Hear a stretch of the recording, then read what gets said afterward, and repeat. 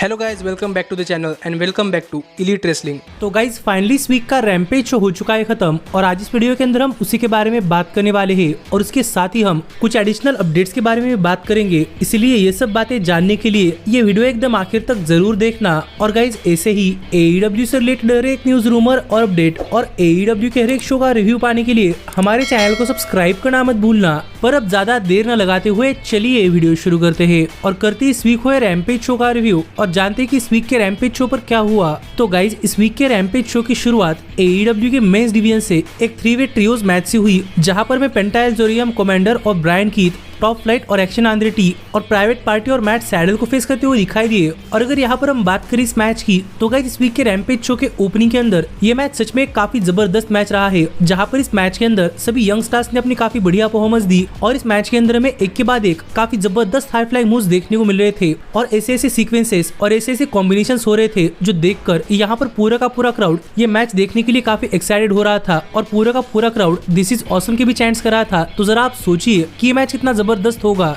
और ऐसे ही हमें इस मैच के अंदर एक के बाद एक काफी खतरनाक डाइव्स और काफी शानदार मूव्स भी देखने को मिले। लेकिन इस सब के साथ ही अगर हम बात करें इस मैच की विनर की तो इस मैच के अंदर एक पॉइंट पर हर एक टीम अपना फिनिशर लगाकर ये मैच जीतने के लिए जा रही थी। लेकिन ऐसे में ही पेंटा ने यहाँ पर मैट सैडल पर अपना फिनिशर पैकेज पाइल ड्राइवर लगा दिया और उन्हें पिन कर पेंटा ने अपनी टीम के लिए ये मैच जीत लिया है। तो देखने के लिए मजा आएगा कि आगे पेंटा की टीम के साथ क्या होता है। लेकिन इसके बाद हमें शो पर रेने पैकेट बैकस्टेज में सरया का इंटरव्यू लेती हुई दिखाई दी और यहाँ पर सरया से बात करते हुए रेने पैकेट सरया से पूछ रही थी कि रूबी सोहो के बारे में उनका क्या कहना है। और ये सवाल सुनते ही सरया यहाँ पर काफी भड़क उठी और सरया ने कहा कि रूबी सोहो ने सरया को छोड़ दिया है और अब सरया को रूबी सोहो से कुछ फर्क नहीं पड़ता और यहाँ पर कोई भी सरया को रूबी सोहो के बारे में सवाल ना पूछे। लेकिन यहाँ पर सब लोगों को जानना है कि सरया क्यों रूबी सोहो और एंजेलो पार्कर को अलग कर रही थी। तो इसका रीजन ये है कि यहाँ पर सरया रूबी सोहो को अपने भाई के साथ फिक्स करना चाहती थी, जिनका के नाम जैक है, जिन्होंने की हाल ही में AEW कंपनी ज्वाइन की है। और सरया के इसे कहते ही यहाँ पर जैक भी सामने आया। लेकिन यहाँ पर बात करते हुए सरया ने कहा कि लगता है कि रूबी सोहो के नसीब के अंदर जैक है ही नहीं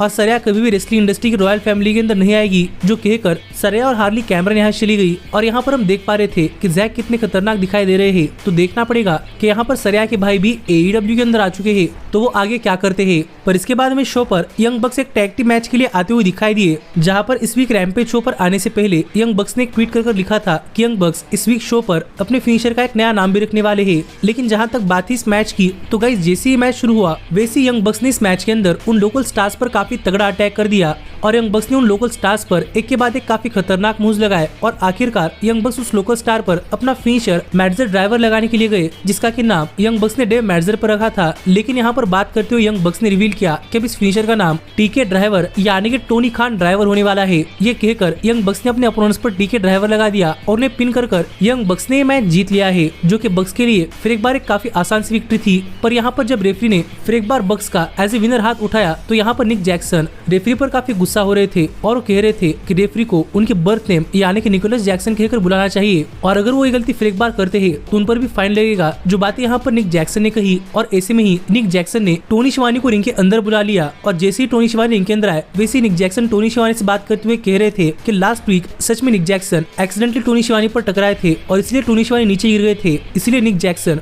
टोनी शिवानी काफी माफी मांगना चाहते हैं क्योंकि निक जैक्सन के ऐसे कोई इंटेंशंस नहीं थे। और यही चीज प्रूव करने के लिए यहाँ पर मैट जैक्सन ने भी अपने तरफ से टोनी शिवानी को एक $25 का अमेज़न वाउचर दे दिया, जिससे कि टोनी शिवानी जो चाहे वो खरीद सकते हैं। लेकिन यहाँ पर टोनी शिवानी चाहते थे कि उनका $1000 का फाइन माफ हो जाए, पर यंग बक्स ने फाइन माफ करने के लिए मना कर दिया। पर यही पर बात करते हुए यंग बक्स ने कहा कि बक्स ने टोनी शिवानी को तो माफ कर दिया है लेकिन वो स्टिंग को कभी माफ नहीं करेंगे, क्योंकि स्टिंग माना कि एक लेजेंड है लेकिन एक कंपनी एक फ्यूचर कंपनी है और स्टिंग जैसा ओल्ड टाइमर इस कंपनी के अंदर नहीं आ सकता। ये कहकर यंग बक्स ने फिर एक बार यहाँ पर ये कह दिया कि यंग बक्स इस बार स्टिंग को हमेशा के लिए रिटायर करवाने वाले हैं। जो बातें कहकर यंग बक्स यहाँ चले गए। तो देखना पड़ेगा कि आगे यंग बक्स के साथ क्या होता है और रेवोल्यूशन पे पर यंग बक्स क्या करते हैं। पर इसके बाद में शो पर टोनी शिवानी सैमी गेवेरा को बुलाते हुए दिखाई दिए और यहाँ पर इनके अंदर आकर बातें करते हुए सैमी गेवेरा ने कहा कि लास्ट वीक सैमी गेवेरा के लिए काफी जबरदस्त वीक था, जहाँ पर सैमी को अपने आइडल यानी कि जेफ हार्डी को फेस करने को मिला था और उस मैच की एंडिंग काफी बुरी तरीके से हुई क्योंकि यहाँ पर पावर ऑफ सॉप्स ने आकर सैमी गेवेरा पर अटैक कर दिया और सैमी गेवेरा की मूवमेंट उनसे ले ली और पावर ऑफ सॉप्स को लग रहा है कि पावर ऑफ सॉप्स डॉन कैलिस के साथ है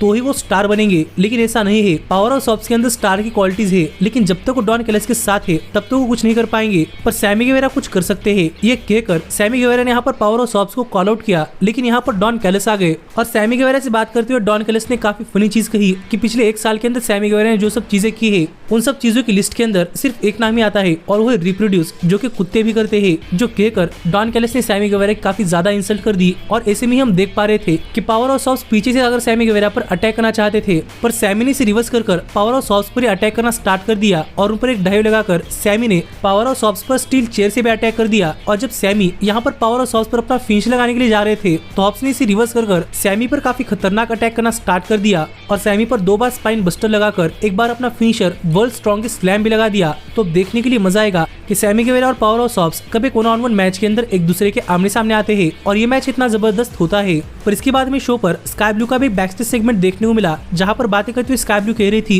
कि विलो नाइटिंगेल को हरा ही देती, कि वो लास्ट टाइम विलो नाइटिंगेल को हरा ही देती, लेकिन स्ट्रोक हैथवे ने आकर सब कुछ गड़बड़ कर दिया और स्काई ब्लू अपना मैच नहीं जीत पाए, जिस चीज से स्काई ब्लू काफी फ्रस्ट्रेट हो रही थी। लेकिन इतने में यहाँ पर जूलिया हार्ट आई और स्काई ब्लू से बात करते हुए कहा कि अगर स्काई ब्लू मैच नहीं जीती तो इससे नाराज होने की जरूरत नहीं है, वो अपना बदला ले सकते हैं और स्काई ब्लू डिसाइड करे कि उन्हें सबसे पहले बदला किसके खिलाफ लेना है, क्रिस स्टैटलैंडर के खिलाफ, विलो नाइटिंगेल के खिलाफ या फिर स्ट्रोक हैथवे के खिलाफ। जिस पर बात करते हुए स्काई ब्लू ने कहा कि जो कोई भी चैलेंज के लिए स्टेप अप करेगा स्काई ब्लू उसके खिलाफ जाने के लिए तैयार है। तो देखना पड़ेगा कि आगे भी स्टोरी के अंदर क्या होता है। लेकिन इसके बाद में शो पर मरिया में एक 1-on-1 मैच के अंदर एना जे को फेस करते हुए दिखाई दी और ये दोनों ही AEW कंपनी की यंग स्टार्स है जिन पर ही कंपनी का फ्यूचर है, इसलिए यहाँ पर ये मैच देखने के लिए काफी मजा आने वाला था। और जैसे ही मैच शुरू हुआ वैसे ही मरिया ने एना जे पर काफी तगड़ा अटैक करना स्टार्ट कर दिया और गाइस पूरे के पूरे मैच के अंदर मरिया ने एना जे पर ऐसे मूव्स लगाए हैं मानो कि एना जे के पास मरिया के मूव्स का कोई जवाब नहीं था, क्योंकि मरिया ने इस मैच के अंदर काफी देर तक डोमिनेट किया और एना जे इस मैच के अंदर ज्यादा कुछ नहीं बल्कि मरिया पर डायरेक्टली अपना फिनिशर लगाकर सबमिशन के सारे मैच जीतना चाहती थी,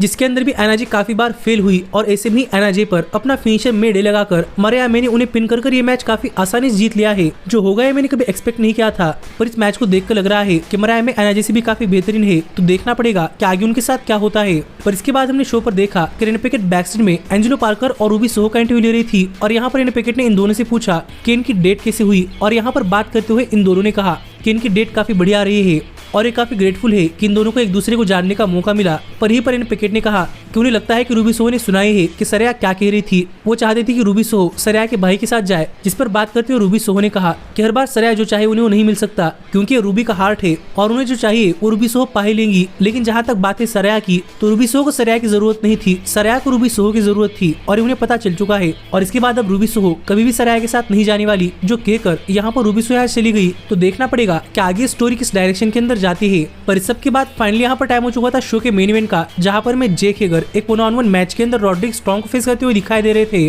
और गाइस मुझे लगता है कि मैंने आपको लास्ट वीडियो के अंदर बात करते हुए कहा था कि मुझे लग रहा है कि शायद जेक हेगर को यहाँ पर कोई पुश मिलेगा, पर प्रोबेबली ये चीज सही नहीं है, क्योंकि मुझे लगता है कि जेक हेगर को इस वीक के रैम्पेज शो पर मैच सिर्फ इसलिए मिला है क्योंकि इस वीक AEW जेक हेगर की होम टाउन के अंदर थी, क्योंकि इसी चीज से यहाँ पर पूरा का पूरा क्राउड जेक हेगर को काफी सपोर्ट कर रहा था और जेक हेगर ने भी इस मैच के अंदर अपनी काफी शानदार परफॉर्मेंस दी और रॉड्रिक स्ट्रॉन्ग पर एक से बढ़कर एक जबरदस्त मूव्स लगाए और हेगर ने इस मैच के अंदर काफी देर तक डोमिनेट किया। लेकिन हमेशा की तरह ही रॉड्रिक स्ट्रॉन्ग चीटिंग कर इस मैच के अंदर अपना कमबैक कर पाते और वो इस मैच के अंदर जेक हेगर पर अच्छा खासा अटैक कर रहे थे और वो कभी जेक हेगर को पिन नहीं कर पा रहे थे, जो देखकर यहाँ पर जेक हेगर को सपोर्ट करने के लिए आए हुए रिंग साइड पर खड़े मैस्कॉट पर किंगडम यहाँ पर अटैक करना चाहती थी, लेकिन उन्हें बचाने के लिए यहाँ पर ऑरेंज कैसिडी आ गए और यहाँ पर आकर ऑरेंज कैसिडी ने जेक हेगर की हैट रिंग के अंदर फेंक दी और रिंग साइड पर खड़े किंगडम पर अटैक कर दिया और रिंग के अंदर अपनी हैट पहनकर जेक हेगर ने इस मैच के अंदर अपना काफी तगड़ा कमबैक कर रॉड्रिक स्ट्रॉन्ग पर अटैक कर दिया और उन पर अपना फिनिशर भी लगा दिया। पर फिर भी रॉड्रिक स्ट्रॉन्ग ने किक आउट किया और ये देखकर जेक हेगर काफी फ्रस्ट्रेट हो रहे थे और ऐसे में जेक हेगर ने रॉड्रिक स्ट्रॉन्ग पर अपना सबमिशन भी लगा दिया। लेकिन इतने में ही किंगडम ने ऑरेंज कैसिडी पर अटैक कर उन्हें रिंग के अंदर फेंक दिया, जो देखकर रेफरी थोड़ी देर के लिए डिस्ट्रैक्ट हुआ और इस चीज का फायदा उठाकर रेफरी के पीठ पीछे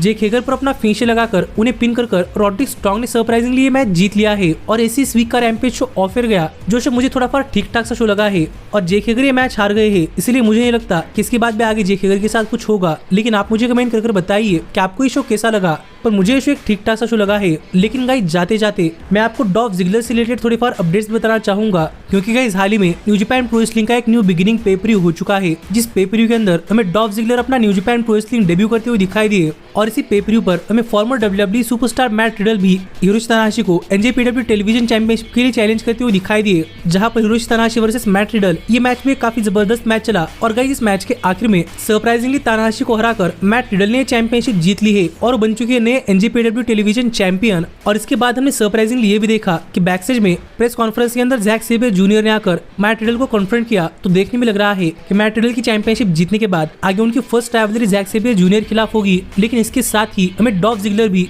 इसी शो पर NJPW ग्लोबल चैंपियनशिप के लिए डेविड फिनली को फेस करते हुए दिखाई दिए। और गाइस ये मैच भी इस शो पर एक काफी जबरदस्त मैच रहा है, जहां पर फाइनली डॉल्फ जिगलर ने डेविड फिनली को हराकर NJPW ग्लोबल चैंपियनशिप जीत ली है, जो कि डॉल्फ जिगलर की WWE कंपनी के बाहर की पहली मेजर चैंपियनशिप है। जिस पर आपका क्या कहना है आप मुझे कमेंट कर बताइए। पर यही चैंपियनशिप जीतने के बाद प्रेस कॉन्फ्रेंस के अंदर भी बात करते हुए डॉल्फ जिगलर ने कहा कि आज अगर डॉल्फ जिगलर ये मैच नहीं जीतते तो डॉल्फ जिगलर प्रोबेबली रिटायर हो जाते। लेकिन ये मैच जीतकर डॉल्फ जिगलर को पता चल चुका है कि अभी उनके पास रेसलिंग इंडस्ट्री को वापस देने के लिए काफी सारी चीजें हैं और डॉल्फ जिगलर तब तक कम्पीट करने वाले हैं जब तक कि वो कम्पीट नहीं कर पाएंगे। जो बात यहाँ पर डॉल्फ जिगलर ने कही, जो देखकर हम समझ सकते हैं कि डॉल्फ जिगलर कितने पैशनेट है। और ये दोनों चीजें हाल ही में हुई न्यू जापान प्रो रेसलिंग की न्यू बिगिनिंग पे-पर-व्यू पर हुई है, जिसके बारे में आपका क्या कहना है आप मुझे कमेंट कर बताइए। और ऐसे ही AEW से रिलेटेड हर एक न्यूज, रूमर और अपडेट और AEW के हर एक शो का रिव्यू पाने के लिए हमारे चैनल को सब्सक्राइब करना मत भूलना। लेकिन अब मैं मिलता हूँ आपसे अगली वीडियो के अंदर, पर तब तक stay healthy, stay happy and keep watching elite wrestling. Hey, did you like that video? Click the screen for more. And where do you think you're going? Check out our official merchandise page and to support the entire cast. And thanks so much for being the elite. The elite, the elite. What, Nick, you're not going to sing it all with me this time?